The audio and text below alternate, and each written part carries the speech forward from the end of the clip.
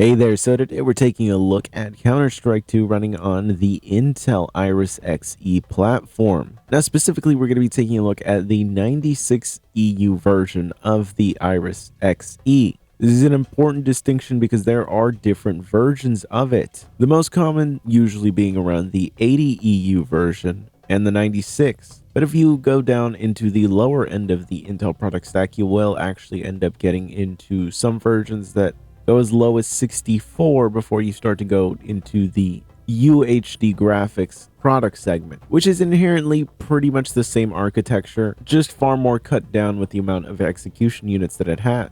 Now, all of this is running on the i5 11320H. Very interesting 11th generation i5 that actually ended up getting the full 96EU version of the Iris Xe, as opposed to the 80EU that was normally found around the i5 product segment. Now, if you're on a 12th or 13th generation system, but you have Iris Xe graphics, keep in mind that the performance you're going to see here is going to be pretty much identical to what you're going to get. The reason being is that the iGPU architecture has not been updated in multiple generations. So while there might be small IPC improvements just from a more refined node, it isn't going to give you earth-shatteringly better performance than what you're seeing here. We're talking about a variance of at most around 5 to 10% if you're lucky, and more than likely you're going to be far closer to a low single-digit performance difference to what you're seeing here. As you can see by the load on the CPU, which this is just a 4-core 8-thread CPU, we're not exactly fully utilizing it.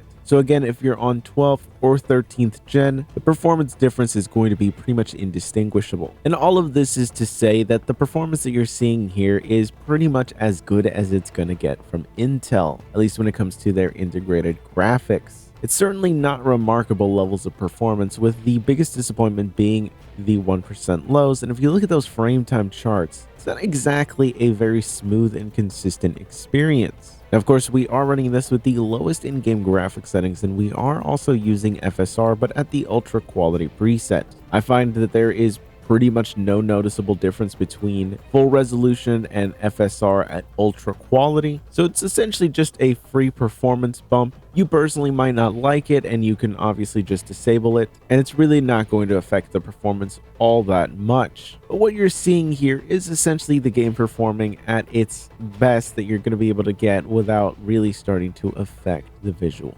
quality. As you can see here, once we turn down the FSR setting all the way down to the performance preset, there actually isn't any meaningful gains in the 1% lows or the FPS average. There certainly is a difference specifically in the average, but the big deal here is the fact that the 1% lows don't see any real improvements, which means that your overall gaming experience is pretty much going to be identical in terms of performance, but FSR at its lowest setting does do quite a number on the visuals. I would really suggest to just stay away from it. You get most of the benefit already with just the ultra quality setting, and it doesn't really do much of anything to the visuals. But as you can see, this is about as good as it gets from Intel right now currently with their iGPUs, and it's not very impressive results. Those 1% lows could be at least 60 FPS, then this would be a far more ideal experience. But really, it's those frame time charts that show you that it is an overall very inconsistent experience. The fluctuations in FPS are